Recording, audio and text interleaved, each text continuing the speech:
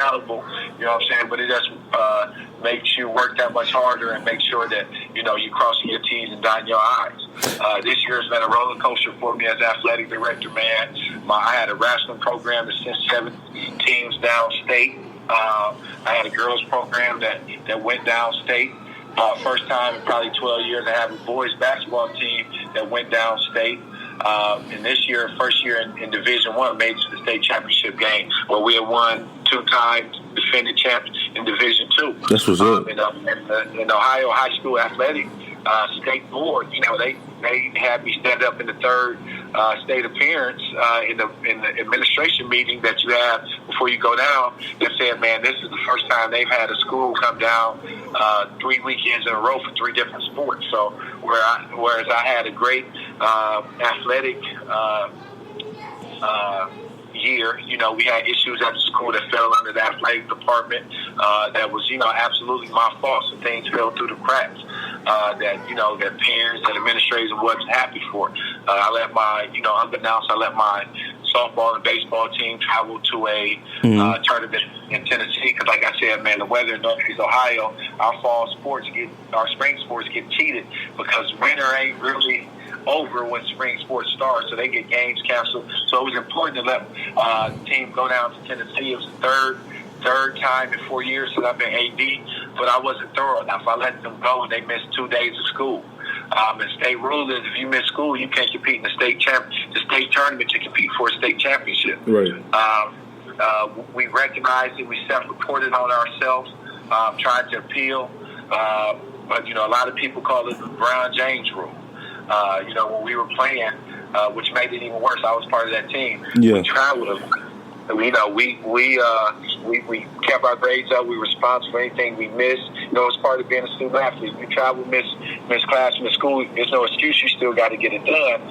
But now the rule is you can't go to a state that doesn't touch Ohio and miss school to compete or practice. So I knew the rule, but I wasn't thorough in checking that it wasn't during spring break this year where it was the other 2 years. So with that, the hardest thing I've done as administrator or athletic director was talk to my girls softball team and our boys baseball team and let them know that I made an administration error, man.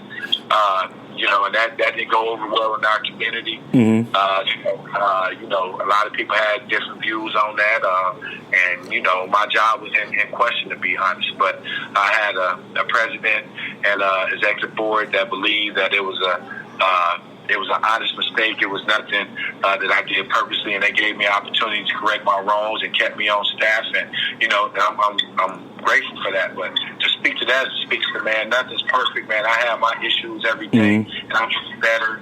And I'm thankful for the second opportunity that I've been given, and make sure I don't make the same mistake twice or another mistake, man. And with that, that's just being accountable. I accept that it was my responsibility, and I missed that, and all I can do is apologize and make sure it doesn't happen again. And I'm still sorry for the seniors that didn't get that opportunity to compete for that state championship, because being an athlete, man, that's what you compete for, that's what you work for. And, I hate that it happened, but I have to be honest, man, it was a human error, and, it's always a human factor, and I'm trying to, obviously put it behind me and move forward, look forward to this summer, get geared up for next year, and that's trying to do better, man. Yeah, and you answer all my questions because, down here, it don't snow, but we have a lot of hurricanes. So I always wanted to ask, how does an AD reschedule a game or delay a game in either sport? But you answer all my questions, and we all make mistakes. But at the end of the day, what I learned growing up is that you always gonna make mistakes. Just try not to make the same mistakes, and that's part of growing up, though. That's part of just life. Whether it's being a profession, school, entrepreneur, anything, we all gonna make mistakes and stuff like that. We all not perfect, so. Oh man, I'll be the first one to tell you, man. I'm the best. I'm the best I can be, man. I just always heard my brother say, man, my motto is be better today than you were yesterday. Continue to work and understand it's something that you can work on to get better at. and that's kind of how I live my life. And like you said, man, things happen. You obviously try your best every day, and that's the type of person I am. But you also got to understand when they do happen, you accept them and you move forward, and you accept the consequences that go with them, man. I can't be an administrator in the position that I am today and ask these kids or talk to these kids and preach to these kids right, wrong, and consequences, and be in that same position and don't accept mine, man. So I just try to be a living example. Good, bad, and indifferent, man. There's nothing perfect about me, but I try to be the best person I am. But I'm proud to say nobody can ever say that I screwed them or did them wrong or anything like that. And that's, a sense of pride for me. My word is my word. If I say I'm gonna do it, I'm gonna be damned to do it. If I can't, I'm gonna let you know. Or if I got to reschedule, man, I think those things go a long way in the person that you are or how you view from other people. And it's just a sense of pride for me, man. I'm a family person, and I enjoy being around family and things like that. Go watch the show, The Shot, and it's funny. I watched The Shot. Yeah, I love that show. I love it. And it's a scene that the pizza guy said, man, he lost his job and went and bought a car, and they held him accountable to go to continue to get what he wanted. Don't let it down you. And then something else happened, and he went and bought a house, and he had to work even harder to maintain and keep that. And that's why I feel like I'm in my life right now, man. I have things and people around me that I'm willing to make the sacrifice to keep in my life, because it's that important. I don't ever want to get to a point that I'm comfortable, that I don't value the things that I've been able to achieve, because things can change in a matter of minutes and seconds, man. It's a young woman my age that actually just passed away from cancer. Wow. This week, Natasha Sip. That's an acquaintance of mine that I've knew through working in programming, that I had a great deal of respect for, and it just made it real. Somebody my age passing away, and you see it. You see people older and things happening, but when it's your age and younger, man, it just resonates with you so much more. Yeah, like even today, like we lost a hip hop legend to cancer, Bushwick Bill. Yes.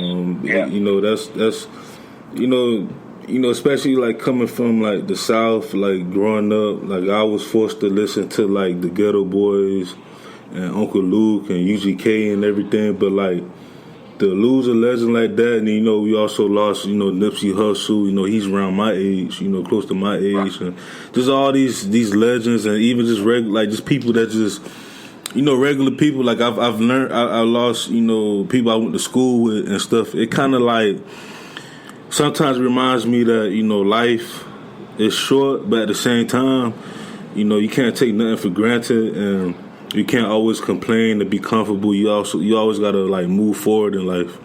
So it's just crazy. Oh, absolutely, man. The Nipsey Hussle, it's been so many, but those are the things that make it real, man. It's almost not real to something like that happening, and it just changed your view. So your relationship you have with people, the opportunities that's been there, man. Love hard, take full advantage of the opportunities that's in front of you, and help somebody else out. My thing is, when I'm not here no more, what legacy have I left? What impact will still be here so I can live on? You know what I mean? Because I've made a difference. And with that, just treating people the right way, man, that go a long way. The ability to help somebody else out that's less fortunate, because it may be you one day, or it may be a family member that needs that help. You never know what people are going through. Honestly, man, you never would know what people have been through, right, to be in the state that you in, man. And and be thankful. You know what I'm saying? Because it could be you. Right. Yeah. So that's why, like every day, I just tell my mom, my wife, my close friends and stuff, like I love y'all, like straight up, because you never know, anything could happen. Before I let you go, where do you see yourself 5 to 10 years from now? And that's an interesting question, man. don't know how happy I was when I got this job. I thought it was everything. This end all, be all. I had a friend from New Orleans that has helped me in so many ways, man. Etheridge Foster. He was a football teammate of mine. When my mother passed, down in New Orleans, they celebrate death. They celebrate life and them going to a better place. So when my mother passed, it kept stuff in perspective for me. And when I got this job, I'm happy. I'm this, and this. And he's like, Will, this is not the end for you, man. You can go so much higher. Right. You in the Cadillac, you can go get the Tesserars, or you know what I mean, stuff like that. Keep yourself in perspective. But honestly, that was, as soon as I got the job, that was the thought, man. I want to gain as much experience as I love where I'm at, but possibly collegiate. It's not a lot of minority on the collegiate level on the administration side. That is something that I will consider, as well as, man, I have a passion, man. I feel like I've been around so many great coaches and been around the game so much. I would love an opportunity, possibly be an athletic director and head coach at a school. The ability to balance that. I love coaching. I love motivating young men, using the game of basketball to teach life lessons, win, lose, or draw. Man, and understanding, that's something that, before it's all said and done with me, I want to be a head coach of a program. I've been on the collegiate level in high school. It's more business-driven and collegiate. And high school is more personal and building relationships and influencing kids and the ability to help kids. So I would like to be a high school coach one day, and the ability to balance that. But next, I think, possibly collegiately. I think on the collegiate level, it's something that I can do and something that I would enjoy. I will still have that balance of working with people and athletes, as well as the administration side that I am coming to enjoy and value as well. I see that right now. But also my stuff in the community, I had people speaking life into me and being mayor or possibly getting into things in the community, councilman, to the ability to affect the community and stuff like that I would consider. So, I don't want to put a cap on anything. I think, if something else comes up, I have to weigh my options and make sure it's the best thing for me and my family moving forward. But I also am thankful for the position that I am in now, and I'm happy here, to be honest. I don't plan on going nowhere, but I'll be lying to say to you if the games presented themselves moving forward that I wouldn't consider or make the best decision for me and my family. That's what's up, man. And hopefully, we could continue to build a relationship, because that's what I want to do with everyone that's been on my show. Not just to come on the show and conversate and have an interview, but just build a network. And I really I'm grateful for you to come on the show and share your testimonies and your experiences and your advices, because that's what the show is about. I want to not only the younger generation, but the people our age and even older. Some people out here that's they don't know what they want to do. What their career or their second career, they lucky enough to retire around like their mid-30s. But I'm grateful to have you on the show, man. Like you said a lot. Absolutely, man. Once again, I'm thankful for the opportunity. I would love, if you could share it with me. I love to share with family and friends, honestly. Get them, help out however I can. If there's anything that I can post for you, man, I definitely do that on my personal page and on my D.A.L.E program page and support. Once again, man, I love seeing people do good things, man. However I can help, I would love to stay in contact and help however I can. Thank you for the opportunity. Man, reaching out. Man. Thank you for accepting my invitation. And you have any shout outs before we log out? Outside of, I ask any and everybody to go check out my nonprofit page, the D.A.L.E program, support, follow. Other than that, man, I wish you well. Shout out to St. Vincent-St. Mary's for giving me the opportunity. my brother, my mentor, my blueprint, William Mcgee, Vice President of Oriental